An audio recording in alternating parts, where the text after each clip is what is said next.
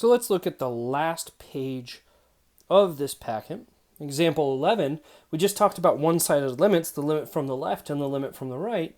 Well, a beautiful way, or a beautiful example of one-sided limits would be piecewise defined functions, where we have one function for certain values of x and another function for other values of x. Let's look at this one right here. Notice our piecewise defined function, which is 4 minus x for x is less than 1, and 4x minus x squared for x is greater than 1.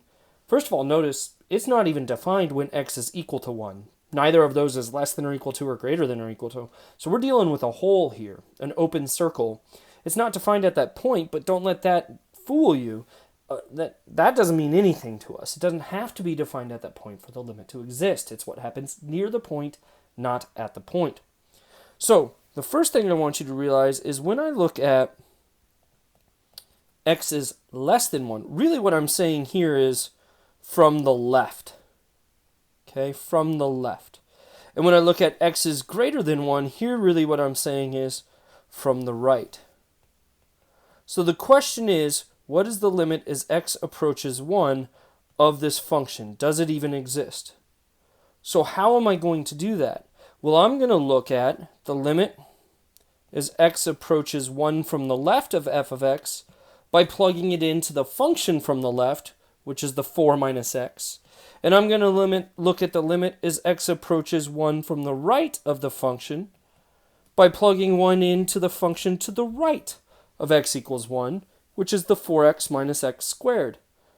In other words, I'm going to plug 1 in, the place where I broke this up, the limit. I'm going to plug in 1 to the left, the top function, 4 minus x. I'm going to plug 1 into the right, and I'm going to see what they are.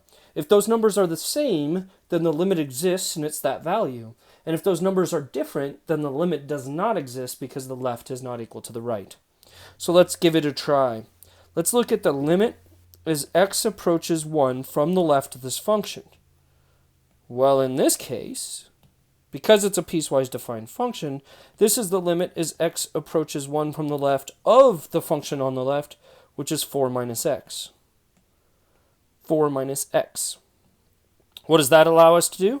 Just plug in 1 into the value, so that'd be 4 minus 1. 4 minus 1 is the value of 3. So from the left, my limit is 3. Now let's look at the limit as x approaches 1 from the right of this function. Well, that would be the limit as x approaches 1 from the right of the right function, which was 4x minus x squared. Well, that would be 4 times 1 minus 1 squared. Well, that's 3 as well. So what do you notice about these two numbers? Well, the first thing I notice is that they're the same. And as long as those are the same, that tells me that the limit as x approaches 1 of this function is 3. And that would be our final answer to the problem. The left and the right agree. And as long as they agree, that's the value. So again, how do you do it for piecewise functions? Plug the x value into one of the functions, the left one. Plug the x values into the other function, which would be the right one, and see if those two numbers agree. If the numbers agree, that's the limit, and if those numbers are different, then the limit does not exist. Okay. What's the next one? The next one's called unbounded behavior. What's unbounded behavior mean? Well, this is when we have infinite limits, so to say. This is when my y value approaches infinity or negative infinity. Now, it's weird to say the limit as x approaches whatever, a number, of a function is equal to infinity, because you can never equal infinity. Infinity is a never-ending number. So it's weird to say that a limit is equal to infinity, but we're going to kind of bastardize this notation and say that's perfectly fine. We can say the limit is infinity or negative infinity.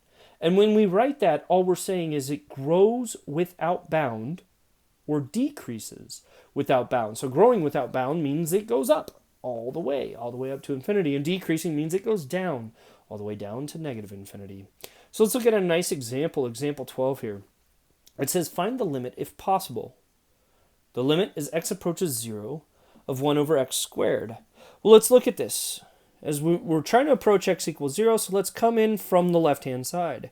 As I come in from the left-hand side, do you notice what happens as I approach x equals 0?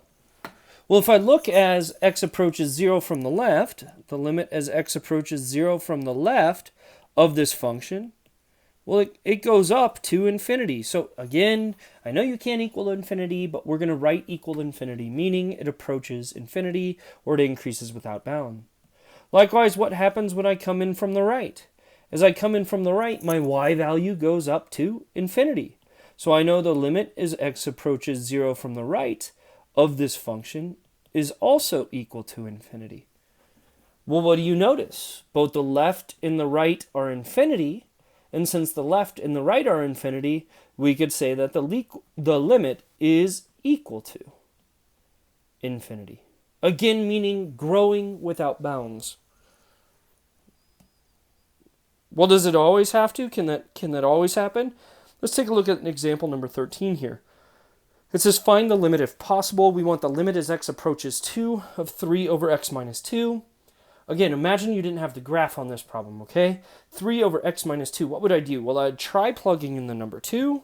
If I tried plugging in the number 2, this would be 3 over 2 minus 2, which would be 3 over 0, which is undefined. So that means it's undefined at that point. What's my strategy then? We'll try factoring and simplifying. Well, guess what? There's nothing to factor and simplify here. Okay, try multiplying by the conjugate. There's no conjugate here. So none of those techniques work, so what would we have to do? Well, at this point in time, we're either going to look at the graph, if the graph is provided, or we'd simply do a table on this problem. So you could do it, we have the graph, so that's what I'd use it. But if we were doing a table here, I would look at the limit as x approaches 2. So from the left, I'd plug in numbers like 1.9, 1.99, 1.999. From the right, I would do 2.1, 2.01, 2.001, and I would look at what are my table values going to, okay? But since we have the picture here, I'm going to look from the left. From the left, as I approach x equals 2, my y value goes down, down, down. So I know that the limit as x approaches 2 from the left of this function is equal to negative infinity. It goes down to negative infinity. Likewise, if I come from the right, I'm going up towards positive infinity, my y values are. So the limit as x approaches 2 from the right of this function would be huge numbers positive, so that would be positive infinity. Now what would I notice? I notice that the two of these numbers do not match. They don't match, or they're not the same. So that tells me that the limit as x approaches 2 of this function, which is 3 over x minus 2, does not exist. The limit does not exist. Again, that's just by looking at the graph, but easily I could have used a table on this one. On the test, most likely the graph won't be given to you, so be comfortable using that table, popping up that table, and using that at any point in time. Hope that helps.